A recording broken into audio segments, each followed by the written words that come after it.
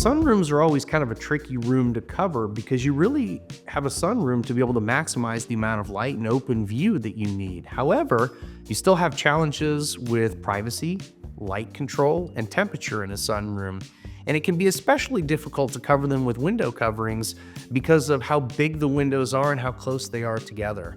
We always recommend in a sunroom going with something like a honeycomb shade. A honeycomb shade has the ability to block a lot of heat and cold at the window, be very insulating, but also has a very narrow head rail so that trying to butt those shades together in the corner of a sunroom where it can be very difficult to mount blinds and shades is a lot easier because of that honeycomb shade's narrower head rail. One of the other benefits to use a honeycomb shade in a sunroom is that they stack up really tight at the top. Oftentimes we can mount those above the glass so that they don't intrude into your open view, but when you need that temperature control, when you need that privacy or need that light control, you have the ability to raise it all the way up or pull it all the way down. One of the neat options or features we like to add to honeycomb shades, especially in some rooms, is the top-down, bottom-up feature.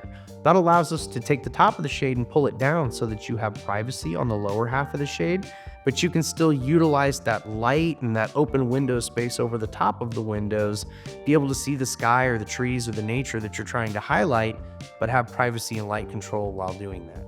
One of the things we have to look at when suggesting window covering options for a sunroom is how well a particular product works to control that heat or that light, but also how it fits the windows. Roller shades have become very popular in many styles, but in our opinion don't work very well in sunrooms. Roller shades typically have a large roll diameter at the top of the window or roll inside of a headrail that's 3 or 4 inches in diameter so that they can't be put close together in corners. Oftentimes with sunrooms, the windows meet together in the corners with maybe only an inch of metal around them, and it's hard to get full coverage with something that has a 3 or 4 inch diameter headrail at the top of it, as you can't butt those up next to each other in a corner. So roller shades people like to do quite a bit. In sunrooms, we rarely recommend them as a treatment because of the size of the headrail.